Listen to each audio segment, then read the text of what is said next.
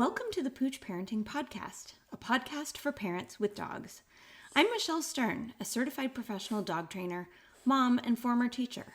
Living with kids and dogs at the same time can feel like a circus. I know because I lived it too. Join us as we interview a variety of experts and parents to discuss topics that will make parenting with dogs easier, safer, and less chaotic. Also, you can love living with your dog again. I'll always keep it real, which might even mean that you hear the messiness of life in the background on occasion, but at least you know you're not alone. If you've been a listener for a while, you might remember that I founded and ran a cooking school for children for 8 years.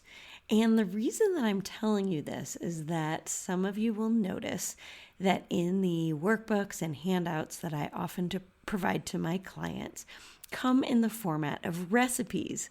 And that's because recipes are easy to follow. They're written in a language that's comfortable for most people, and they are easy on the eyes. And I wanted to let you know about a new free guide that I just made and is hot off the presses, so to speak, even though it's digital. And this guide is called 5 Essential Steps to Prepare Your Dog for New Baby. And I wanted to talk to you a little bit about what is included in this guide. So you can go ahead, I'll provide the link where you can download the visual of it if you would like to have your own PDF copy. But I want to go over the content from this guide here in this podcast for those of you who like to learn on the go. I don't know about you, but my time is precious, and I often listen to podcasts while I'm walking my dogs, and you might be the same. And so I wanted to share these 5 essentials that will hopefully make your life easier if you are expecting, if you're adopting, or if you are using a surrogate to grow your family. And honestly, even if you're just thinking about growing your family, this guide is super helpful, as is the content that I'm going to share with you right now. So let's dive in. I want to start with the first one, which is to use positive reinforcement training with your dog. This might seem really obvious for those of you who know where I'm coming from. I really believe strongly that kids and dogs both learn when you reward things that you want repeated. The science supports this as well. At the end of the day, though, every parent-to-be wants their dog to behave politely around their new baby. But you have to remember this is a very exciting transition for dogs, and good behavior takes practice, especially with something as distracting as a new baby in the house. So if you're using positive reinforcement training with your dog, you can build pleasant associations with good behavior for a variety of things. So it's important to remember that babies are distracting, they're loud, they're smelly, they eventually start moving around. So if your dog is a herding breed, for example, then the visual trigger of your child dashing all over the house can be tempting for your dog to chase them or be distracted by them and maybe pay a little bit less attention to you in the meantime.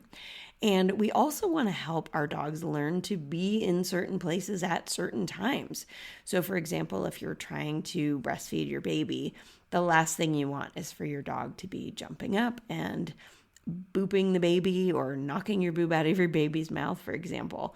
These are hard things to learn both for parents and for dogs. And so we need to be really sensitive about that. Another thing to think about is that your dog may bark, and your dog might bark out the window at sights or sounds. They might jump on visitors. But when your baby is coming soon, you need to kind of temper your nerves about these kinds of concerns. And so we need to think about why your dog is doing what they're doing, and we need to ask them to do something different instead. Positive reinforcement, of course, comes into play with this, because if we want to ask our dog for an alternate behavior, we need to reward them when they do it. There's a lot of management, of course, that we can do to prevent some of the barking. But if we do notice that the dog is obsessing on something out the window, we could ask them to go lay on their bed and then reward them for doing so. Another example is if your dog keeps jumping up to try to get a look at baby, we want to ask them to put all 4 feet on the floor. So you can teach this very easily by dropping treats on the floor, for example, before the dog jumps up, so that their nose is redirected to the floor and they jump less. It's also great to practice having people come to the door, because when you have a new baby, you're going to have more visitors than usual, and this can be really stressful and difficult for your dog. Next up on the 5 essentials is to set up a safe haven for your dog. So what do I mean by this? Well, it really helps some dogs to have a special spot in the house where they can go when they're feeling nervous, when they're feeling overwhelmed, when they're feeling anxious, or when they're feeling overexcited. So it is crucial that your dog learns to be comfortable behind a barrier. Now, this isn't punishment. We're not putting your dog in jail. We want this to be a safe place for your dog and give them a sense of security, which will allow you to keep your dog and baby separated as needed. Now, I've got to warn you, this is not a quick fix, and I get a lot of clients who get pretty frustrated that they can't just put their dog in a pen or behind a baby gate and right away have them be comfortable. This takes practice. But one of my clients just messaged me today and said, you know what, we had a huge win. I got 30 minutes of peace because we did practice. And I was frustrated at the steps I had to take to get my dog and baby situated in separate spaces, but it ended up being totally worth it. So this is a good message for you that you need to stick with it. You need to start as early as possible and practice this kind of thing. One of the things that I love to do with my private clients and my Pause to Pacifier students is we love to evaluate their home and figure out where good safe spaces would be. Sometimes you're not able to see good spots in your house the way that I am with fresh eyes because you're used to using your space in a certain way. But I can come in with a fresh perspective and I can get a little video tour from around your house and I can say, aha, this would be a great place for your dog to hang out where they can feel included, but also retreat and not have to worry that it's their responsibility to let you know that the baby's crying or to even hide if the baby starts to roll towards them, for example. So we've got to figure out our space, set it up, practice, and we can then add more distractions and complications to really see if we can get the behavior to be super solid. Third on the list of essentials to teach your dog to get them ready for your new baby is to help them become familiar with baby sounds and baby equipment. Now, notice I did not say get them familiar with baby smells. This is a giant myth, and I want to just start off and bust that myth right out the gate. So many people who aren't very familiar with real dog behavior often tell you to bring home a baby item from the hospital for your dog to smell. And that's going to smell like hospital. It might smell a little bit like your baby, but it's also going to smell like the nurses and the doctors and the disinfectant and all kinds of other things that happen at the hospital. Your dog might find that really unpleasant. And you're asking them to identify the baby smell out of all of those other smells. And I have news for you. When you come home from the hospital to either visit your dog or let them out to go potty, or even just to come home and you go in the house and say hi to your dog before the baby even comes in, you are going to smell like baby. So personally, I would not go to the effort of bringing home an item for your dog to sniff. Plus, you have to realize that just sniffing an object doesn't mean your dog is going to like the smell of that object. And it goes way deeper than that. And I do talk about that myth further in my Pause to Pacifiers group class program that I offer 3 times a year. This could actually be a dangerous practice, and a lot of people share this as a super common myth. And I don't want you to fall into that trap. But what I do want to have you focus on is that babies come with a whole new set of sounds and equipment. And to help your dog become familiar and comfortable with those new stimuli, it is best to gradually introduce them to baby-related recordings and baby gear such as strollers and bouncy seats, especially things that move. because by practicing these ahead of time, you can ensure that you have a smoother transition when your baby comes home. Now, remember, when you're introducing your dog to new items, especially for our sensitive dogs, we need to start slow. We can start with these items from the other side of the room, for example, and gradually build up in difficulty. So keep in mind, some dogs love to chase things, and we need to be extra sensitive of that. We never want your dog tempted to chase something, especially if that contains your baby. And another thing to practice with is pushing an empty stroller while you're walking your dog.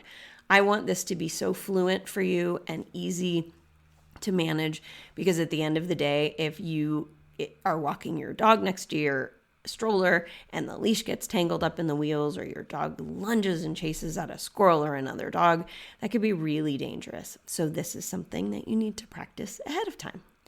Step 4 of preparing your dog for new baby includes shifting your dog's routine.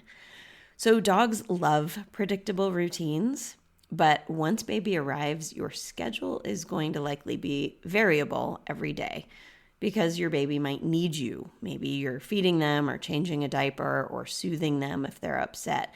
And you can't always explain to your dog, sorry, the baby comes first, especially if your dog is one of those sensitive dogs who has a really difficult time with changes in their schedule, even by a few minutes. And many of us experience this when daylight savings time happens, for example, where they wake up earlier or later than usual. They're demanding of their meals at totally weird times of the day. And so it helps to shift your routine a little bit consistently so that they're more flexible when you may need to delay certain things that your dog expects, such as when they exercise or when playtime is. So it also just really helps to think about shifting things a few minutes earlier or later on a regular basis, just to kind of make that your dog's new normal. And while you're shifting some of these things, I'd like you to also practice walking your dog in different ways. So for example, you can practice wearing a hands-free leash across your body, because that's going to be a little bit different. It's not necessarily a routine thing, but it may impact how the walk feels. So all of these things that are typically predictable for your dog need to be mixed up a little bit so that they can get used to the variation that is going to be part of their life when they're living with a newborn. And the final step of preparing your dog for new baby includes really honing in on your safety and management strategies ahead of time. I know this seems kind of extra to many of you, but honestly, the last thing you want is for your dog to make a mistake that you can't take back. You know, your baby is vulnerable and the risk is high. And so I really want you to spend a lot of time and energy on coming up with plans of who goes where and when, and getting your dog comfortable behind a barrier, like I mentioned earlier. So it's really important managing interactions between the two of them. It'll also help you to help them to develop a positive relationship together. And new barriers, using physical barriers like I talked about earlier, will help new parents become successful, right, at keeping their baby safe, because you need to pee and you need to function and fold laundry and all of those things. And you can't just leave your baby and dog together in the same room or together on the floor. And we need to practice this kind of separation ahead of time. So this is stuff that you really need to think very hard about. And I love helping parents with this because it can seem really daunting and overwhelming, but it is doable no matter what your floor plan is. I have worked with clients who've lived in RVs, and I've worked with clients who live in mansions, many, many, many thousands of square foot homes with open floor plans. And I promise you, there are management strategies that work in every space, with every aesthetic. Even if you work with an interior decorator to make your house look beautiful, we can do this together so that it is tolerable to you while also giving you a ton of peace of mind. So I just want to acknowledge it can feel impossible and overwhelming, but barriers like gates and pens will allow you to breathe easier and do all of these daily tasks. So we can use pens around your dog, or we can use pens around your baby. And we also need to think about safe sleep. Not something I dive into very deeply in positive pacifiers and when I work one-on-one with clients, because it is really important. And some people have really strong feelings about wanting to keep their dog in their bed, and that's fine. And we will come up with other ways to keep your baby safe if your dog has to sleep in your bed. But we do need to work on this together, because we can't have a loose dog in the same room as a baby when you're all sleeping, because if you're sleeping, you're not supervising. And what do I mean by supervising anyway? Well, it's a very long thing that we could talk about, but the short version of it is you need to be paying attention with your whole attention, your eyes on your dog and baby. Ideally, you're sitting in between your dog and baby to prevent anything from going south. So even though you're in the room, that's not enough. You can't be checking your phone or folding laundry or making dinner. You need to ensure that there are management strategies in place and safety strategies to prevent access when you turn your back, even for a second. So I know it seems like a lot, but you've got me now, and I'm here for you if you need it. Take care.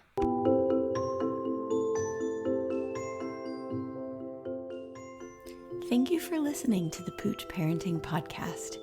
If you enjoyed today's show, please subscribe on your favorite podcast player and leave a review.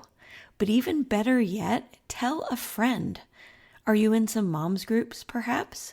Or maybe you're friendly with your pediatrician. Please let them know that resources like this exist, because the information that I share with my people goes beyond what most baby books offer, and a lot of parents need support. You'd be doing them a favor. Thanks again. Have a great day.